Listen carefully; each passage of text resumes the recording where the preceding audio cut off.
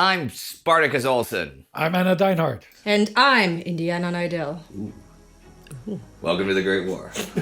Welcome to the Great War. God, I haven't said those words in a long time. That brings me home. Welcome to the Great War. What are we doing today? Because now it's, this is World War II and this is the Korean War. Welcome to the Great War. Oh, it's like sexy, isn't it? Clara, you getting the feel? I'm so turned on. Oh, there you go. See? Wow. Yeah, I still got it.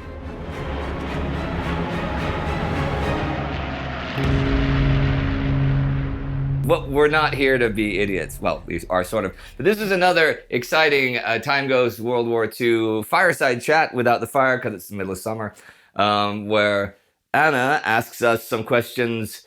Well, we've been going through the Second World War, and I'm assuming it's something that's in early, mid-1941 today. Something like that. And we answer them about what we know, and you guys watch it and go, "Oh, that seemed like a pretty good answer." And if we give a crap answer, we'll edit it out. Yes.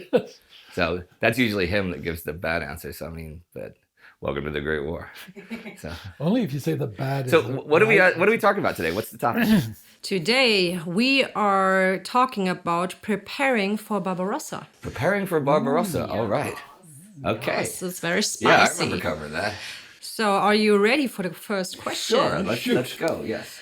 Okay, the period between the defeat of France, the Low Countries, and the invasion of the Soviet Union is often presented as a preparation time for Hitler. So much so that the Balkan campaign and North Africa are often seen as distractions that may have caused Germany victory in the East. But German industrial production does not rise significantly until 1943-1944. So, what did Hitler actually use this time for? Well, okay, the industrial production, that's a bit different thing. I mean, because when planning Barbarossa, he did want to increase the size of the army from like 5.6 million to 7.8. So that's not industrial. It's not like they were just sitting still and going, oh, we've got enough men. And you also have to see that out of the perspective of what's going on the home front, because at this point, Hitler is acutely aware that any suffering brought on the German people is going to erode support for the war. Right. And they're holding back on any harsh measures that would impact the local or the domestic economy. So there's no big rationing going on. No, and before we get to whether or not something was a distraction, and we didn't mention Britain at all, which is interesting because that was very much still in action. Oh, totally. The question. But I'd like to say, we need to say a few words about Germany, even before going into the Balkans. Germany suddenly has half of Poland and all of France and the Netherlands and Belgium and Norway, and has to deal with, and Denmark and Luxembourg, and can't forget Luxembourg, and has to deal with all the occupation stuff. Germany, by the time of Barbarossa, France is paying for like a quarter of the war. It's providing like a quarter or maybe a third of the supplies for the German war machine. But astonishingly, they wanted more than that, though. But it's being so incredibly mismanaged by the German, civilian occupation command, because they didn't think France was going to fall in like 6 weeks. That was not the plan. The plan was to defeat the French army. That was it. Well, they did. They got more than they bargained for. But there's another side to that as well, and that really goes back to Nazi hubris, because the plan is, and that's what they're convinced is going to happen, once they defeat the lesser cultures. Okay, the Western Europeans might not be lesser races, but they are lesser cultures in their viewpoint.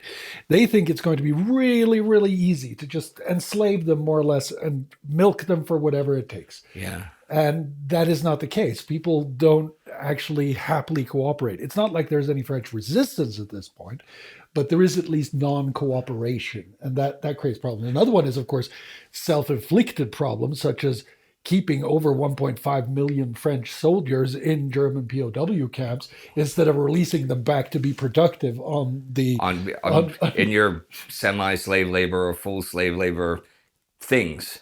And now that's a lot of people. They're still employed as forced labor in Germany, but it's not as effective. But let's not forget the wild card here. You say after the fall of the Low Countries until Barbarossa. Well, Germany was still actively fighting somebody. They were still fighting the British.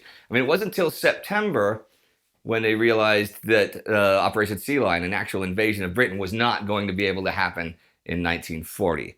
They with the weather changing and the weather conditions and the conditions on the sea and the failure to secure aerial supremacy over the channel and la-di-da-di-da, which we talked about already in one of these fireside chats. That wasn't going to happen. But the Battle of Britain was very much going on. And this war had a real change of complexion, forgetting about everything going in Asia, which I know history doesn't happen in a vacuum, but we're going to put a pin in that. This war changed complexion very much in Europe in the fall of 1940, because it was never going to be a war in Africa or a war in Southern Europe. That was never Hitler's plans or anything. Hitler's plan was only for northern stuff. The end game was taking the Soviet Union, was destroying the Soviet Union, destroying the Red Army, destroying the Soviet Union, and but Mussolini's failed opportunism and disasters in Greece is what caused Germany to send force down through, well, it took them, 6 days to take Yugoslavia. It didn't take that long to take Greece. People say that delayed the beginning of Barbarossa to the point where it couldn't, that's false. The plans for Barbarossa started being made already in the summer of 1940. Already in the directive, I think, was November 30th, but they were already in full Barbarossa mode. Paulus did the war games in December. The diversions to the troops sent to Greece and Yugoslavia. There's no possible way Barbarossa could have gone off more than a week earlier than it did. Maybe June 15th if they were lucky, but no beyond that, because of the spring rains and the muds in the Soviet Union. There's not roads. There's not enough roads there. We point out, I think there were more roads in Slovenia than there were in the Soviet Union there, right? Which is what, 100 times bigger? A lot more than that, I think. Yeah. You have to go cross country, and the German heavy armor and even the horses and things physically could not go across the Soviet countryside until the ground dried. And that did not happen until the middle of June anyway. So if they had done absolutely nothing, if they had all the troops and everybody ready on April 30th, they still couldn't have attacked until June 15th at the earliest.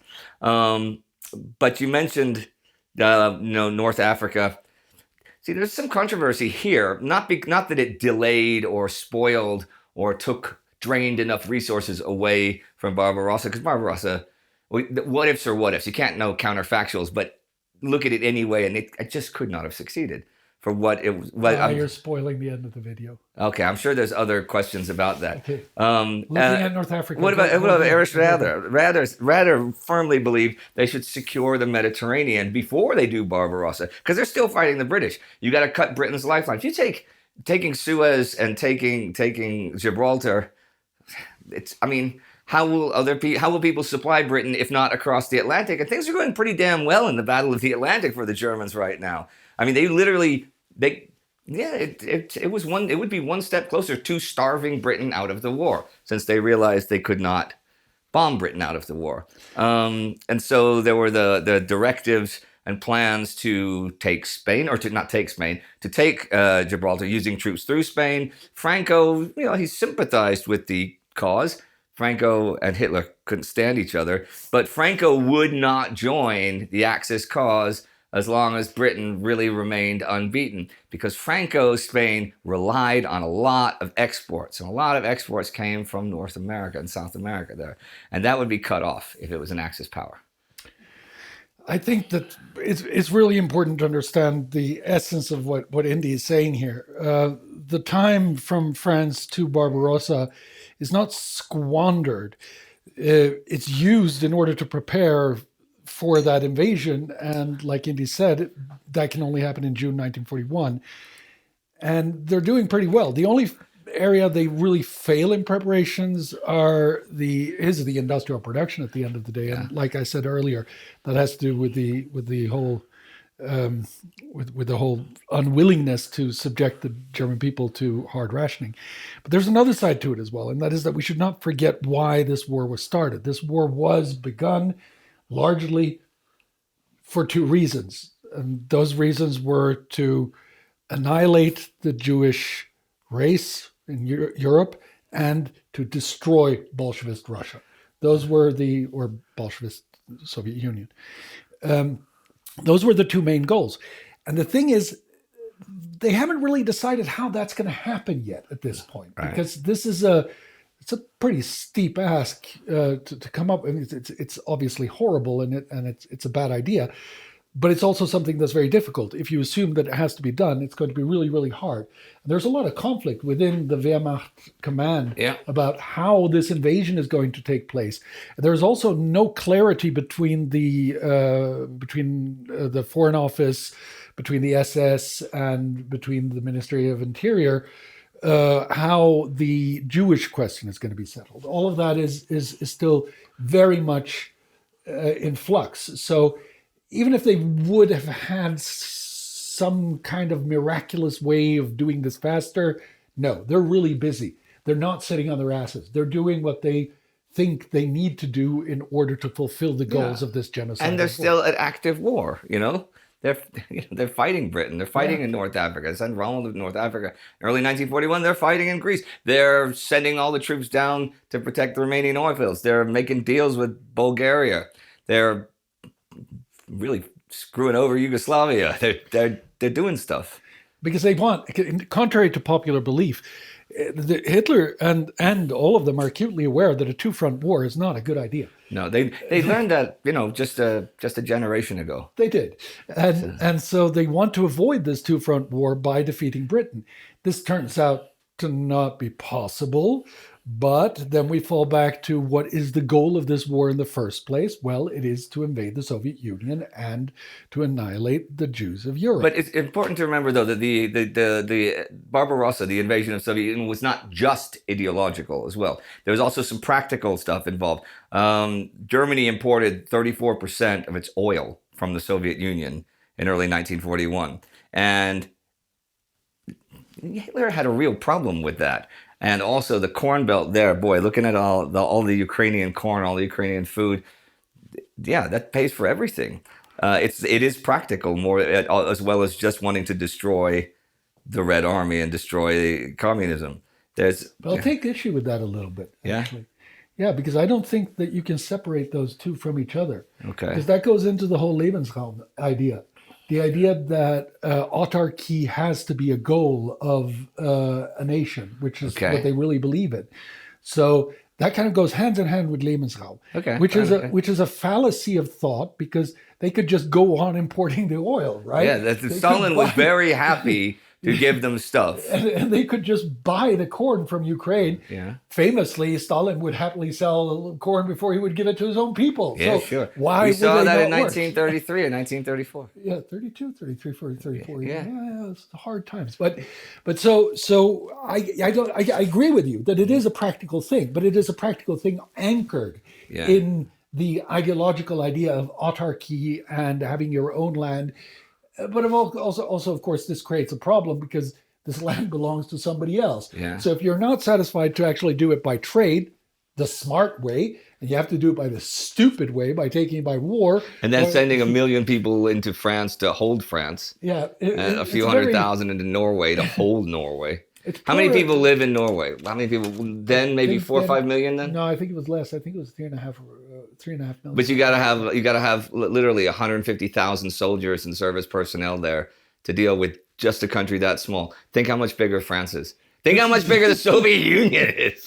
It's probably the dumbest trade policy in the history of mankind. Yeah. Okay. Carry on. Carry on. Okay, so at this point, the Holocaust hasn't begun, but it soon will. How do the Barbarossa plans play into this? Well, we touched on that already a little bit. Yeah, but you can start with you can give a brief beginning of the Holocaust by bullets, because a lot of people don't realize there were stages to the Holocaust like that. Sure, but the Holocaust of bullets hasn't begun yet. Right. So I know. So when Germany invades Poland, it has already been decided since many, many years that the goal of any war will be to mass murder all of the Jewish people of Europe. But there is some resistance still towards that idea amongst the German people. There is some resistance even internally among the Nazis towards the idea of outright murder. Many different ideas are thrown out and tested for how to answer the Jewish question. It ranges from what has become known as the Madagascar Plan, which at the end of the day is just another way of performing mass murder, because you expulse people to a place where they cannot sustain themselves, they will die. And that's the idea behind it. There is also the idea of enslaving them until they just work them to death. All of these horrible ideas are being circulated and nothing has been decided. In preparation for whatever they are going to decide, they have started rounding up the Jewish people in Poland and in Czechoslovakia, or as it would be then, Czechia. Yeah. And they have not yet started doing it in the West for the aforementioned reason, because they know that that is going to create a backlash among non-Jewish people even in Germany and in those places. So all of this is like, it's kind of going forward. But now that the plans for Barbarossa are set in motion, it is clear that this also has to contain an answer to the Jewish question. So what Hitler does at this point, true to his method of ruling by division, is that he gives the task of solving two questions at the same time to both Göring and the Ministry of the Interior, to Ribbentrop and the Foreign Ministry, and to Himmler and the SS, represented then, as it happens, by Heydrich, his second in command, who really steps in and does the practical work of all of this. And they then really struggle to come up with a plan that is feasible. But Heydrich provides the answer. And the answer is that they're going to do the same thing that they did in Poland when they killed 150 to 300,000 Polish intelligentsia in September, October, November, December of 1939, by using Heydrich's Einsatzgruppen to actually shoot them and mass shoot them, and to do that. But now this is going to be a much bigger undertaking, because we're talking about millions and millions of people, not Thousands and thousands. thousands. So what happens now is that they decide that they're going to send the Einsatzgruppen with the army groups A and B into Soviet territory, and then start this horrible, horrible idea of just murdering men, women, and children. And the Commissar order. Yeah. The Commissar order plays into it as well. But yeah, that's a different story, though, because the first thing that they have to deal with is the Jewish question, and that's what they do. And I suppose at some point we'll be talking about how it worked with the Einsatzgruppen and the army. I believe so, yeah. Maybe... I don't know, what's the next question? The next question would be about the plans for the non-Jewish inhabitants of the territory they are about to invade. They were going to get parties, birthday parties. Nice. They were going to get 9 business holidays a year, in addition to all religious holidays of both Protestant and Orthodox Catholic, but not only, Western Catholic. If only. But you know, imagine Hitler saying that to like Himmler and Heydrich, and they're going, "Where did this come from?" And they go, April Fool, I gotcha. Yeah, that's not quite how it goes. It goes back to exactly the same method. So again, we're talking about Lebensraum and getting all of those resources. And as Indy correctly points out, it's a thorn in Hitler's side and in the Nazi side. The whole idea of not having your own corn, not having your own oil, that's a terrible thing. It has to belong to this folk. That's the idea behind it. You can't buy it. You got to have it. Yeah. And in the same time, there's also, in the background of all of this, there's Hitler's misconception of how the world order is, which kind of goes back to things that happened in Plato and Hegel and stuff like that. I don't even want to go there, but his idea is that we are stuck in a constant war of the races and nations, and only the nation that can prevailed through this war is going to be the one to survive and have the right to subjugate all of the other ones. And if that's not the German people, then they must be destroyed. Exactly. So now is really when that plan comes in, has to be put in place, because although the genocidal war is primarily oriented towards Jewish people, there is also a genocidal effort oriented towards the Slavic people with what they call the Hunger Plan. And the Hunger Plan is devised by these 3 agencies, so under Ribbentrop, Göring, and Himmler, to see what they can do in order to squeeze as much as they can out of these territories and free up land that they can give to the German settlers. Yes. So the idea is basically to starved to death about half of the population. 30% to half of the population is supposed to be starved to death. The rest is going to be subjugated. And one part is also going to be deported into what will then remain of the Soviet Union, which is east of the Urals, basically, where they can do whatever they want. And these plans become part of the actual war plan. And that's where we get to things like the Commissar Order.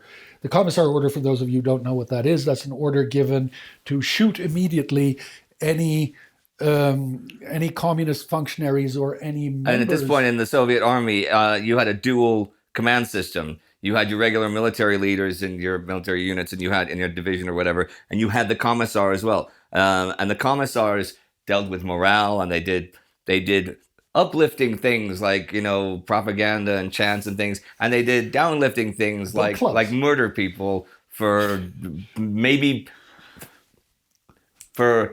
being accused of disobeying an order just to keep people in line.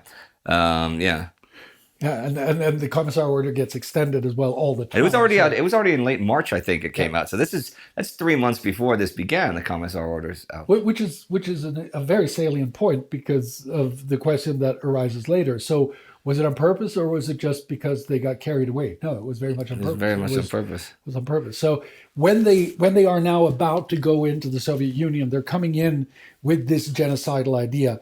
On one end, kill anybody who is Jewish, anybody who is a communist, an active communist, enslave and starve anybody else who is not of perceived Germanic race. Okay, so are the Wehrmacht generals, specifically Rundstedt and von Brauchitsch, aware of this, and do they support the plans? Of course they're aware of this. I mean, the Commissar Order is an order. Everybody's aware of the Commissar Order. It's also distributed by Rundstedt. No, there you go. I wonder what this is. I don't know. I don't have my glasses on. I can't read it. Yeah, that's how Rundstedt talks, by the way. Of course he did. The war would be so different. Herr Rundstedt. Yeah, what do you want? It would be very different. It would be really weird in like France and stuff when he's issuing orders, and if someone like the Americans and British hear this German leader, you know, pick up some of his calls or something. Yeah. Well, kind of like there's a what if for Southern you. hickaxe. But it's also got to be like this. It's got to be jumping around like this. Gerd. Yeah, but to get back to the somewhat more serious question, yes, very much. So the Wehrmacht are not only aware of these plans, they're not at all separate from them. They're going to say after the fact that they weren't aware of them, but that's a lie. Yeah, Generalplan Ost, or the Hunger Plan, actually demands the Wehrmacht to be part of it, because without the Wehrmacht, it is not possible to carry out. And already in the first days before, or in the last days before the invasion, Rundstedt and Brauchitsch are both setting aside troops to support the SS Einsatzgruppen and rounding up people for murder. So despite what they will say after the war and how the whole clean Wehrmacht myth will come to be, yes, totally aware and totally complicit. That doesn't mean that every soldier was complicit, but definitely the commanders were, and even the mid-range officers were. They were all involved. So, okay, so to a quite different topic now, of course, still in the whole universe. Is it right to call Japan and Germany allies? Japan seems to have royally screwed over Germany by signing the non-aggression pact with Stalin in April 1941. There was little coordination of war plans. Do we need to rethink this? Think of the war as two separate wars? No, the war wasn't two separate wars. You can't think of it as two separate wars. Impossible. You can think of it even as, especially as you get a little further into it, you can think of like how the European and Asian theaters really affected each other. Like Guadalcanal prevented so much of Japanese putting ships in the Indian waters, which would have messed up Britain and messed up British stuff. And it goes back and forth. Hitler, while he wanted Japan to attack the Soviet Union, absolutely understood why Japan would make a separate peace with the Soviets on the Eastern Front. Even welcomed it to some degree, because he was hoping that Japan, which they didn't, not until in the 8th or 7th of December, but he was really hoping that Japan would attack Singapore and Hong Kong and those places to mess with the British. Because the British would have to send their fleet to the Far East And that would make it a lot easier for like the German. See, everything's related. The German convoys. And Hitler knew that if the Japanese get in a war with the Soviets, well, then they're definitely not going to attack Hong Kong and Singapore. No, they can't. They can't one thing at a time. But what I was going to say before I was so rudely interrupted. Oh, excuse me. Can we get a close up on Sparty feeling contrite and apologizing? Not anytime. Can we get an AI generated face of Sparty being contrite and apologizing? And you say AI is not good for anything. Come on, check it out. Check it out. Check it out. I hope somebody did that. Okay. Remember, Japan, before December 1941, Japan was only at war with China, right? Only at active war with China. And it was not going well. Things were supposed to only take a few months to take China and institute the beginnings of the Great East Asia Prosperity Sphere, which is, remember, we were going to have a band called that. We are, yes. Right. It's going to be like a shitty funk band. It's got prosperity in it. You know, we're going to be all hippies and stuff. That's going to suck. Oh, you're going to slap the bass. Yeah. Slapstick bass, yes. Okay, but they're fighting China, and it's not going well.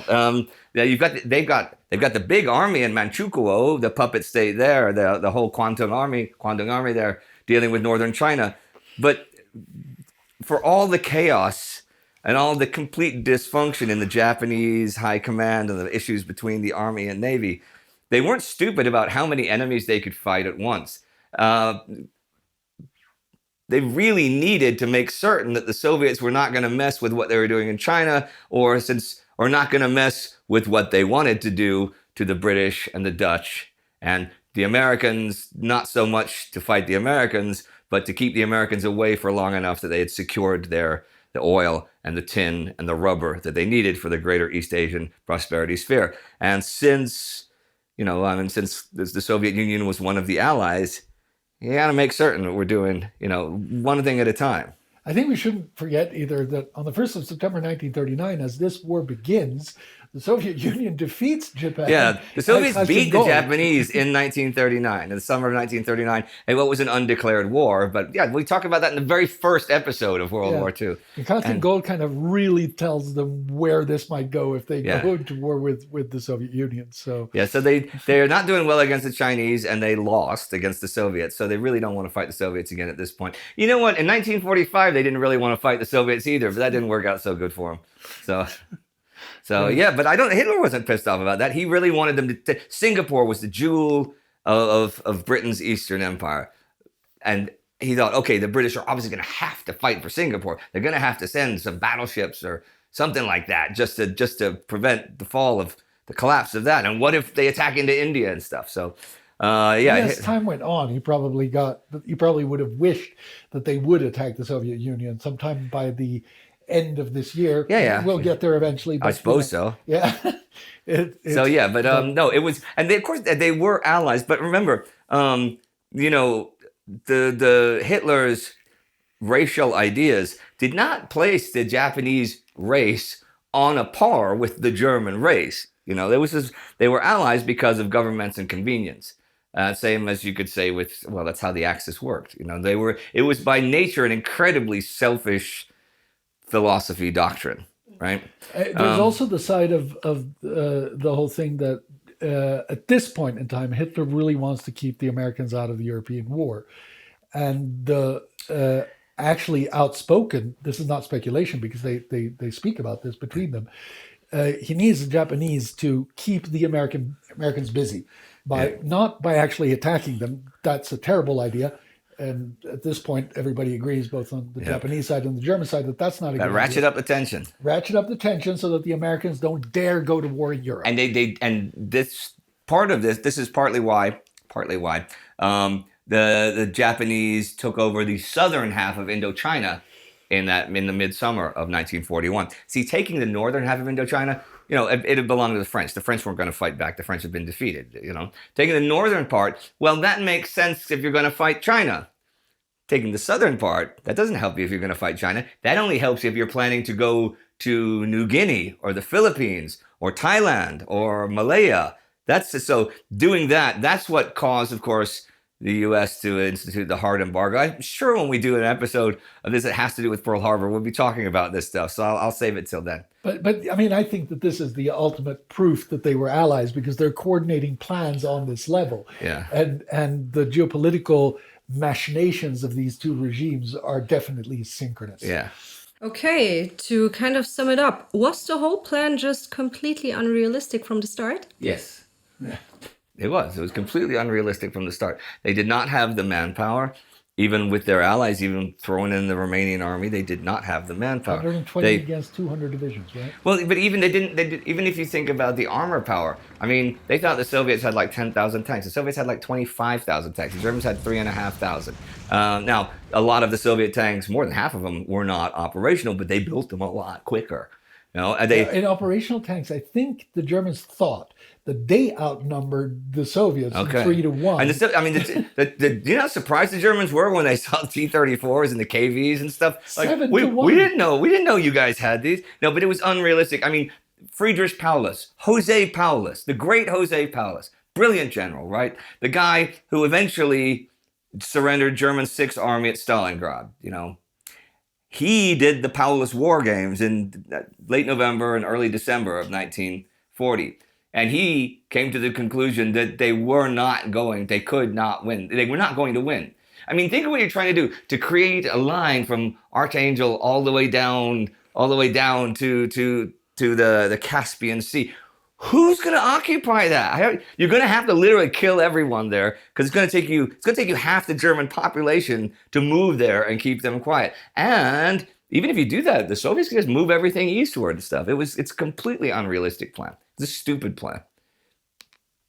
And one, as you say, that requires you to murder millions of people. If people say, when people say, so what happened in June 1941? I hear the Germans did some kind of a big operation. Yeah, it was called Operation We'll Lose the War. That's what it could be called. I think Barbarossa means that in Burmese or something. It's just picked a language like Barbarossa means we are going to lose the war. And it was an Easter egg that was chosen by the planning groups and stuff. But who knows? Maybe next time when we come back, we see a completely different outcome. Yeah, maybe so. Because obviously we're going to have, since this is just the preparations, we're going to have more questions about the actual Barbarossa. I guess. Yeah, maybe the Germans will turn it around. Maybe Paulus was wrong. I mean, come on, his nickname was Jose. He's a German guy nicknamed Jose. How did he even get that nickname? That can't work. I don't know. But he was an animal friend, wasn't he?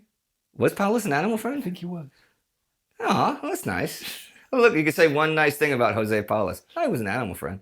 Wasn't Hitler as well? People say that. Yeah, He liked dogs. One dog specifically. So, okay. Yeah, but he also killed Well, you didn't say them. animals friend. You didn't say He ended animals up friend. You killing said them animal to see friend. how he could kill himself. I don't think that qualifies as an animal friend.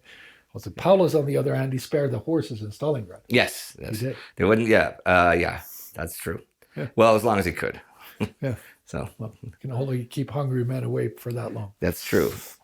All right. Okay. Then from me, Indy Neidell. And me, Spartacus Olsson. And me, Indy Neidell. Yeah, you, Indy Neidell, as well. Sorry, I'm Anna Deinhard. Thanks for today. This was a lot of fun. And join the TimeGhost Army and stuff so we can continue bringing you coverage of these wars and then more Fireside or fireless side chats like this. And you can do that at timeghost.tv or patreon.com. And it really does help keep the lights on here. Okay? Excelsior!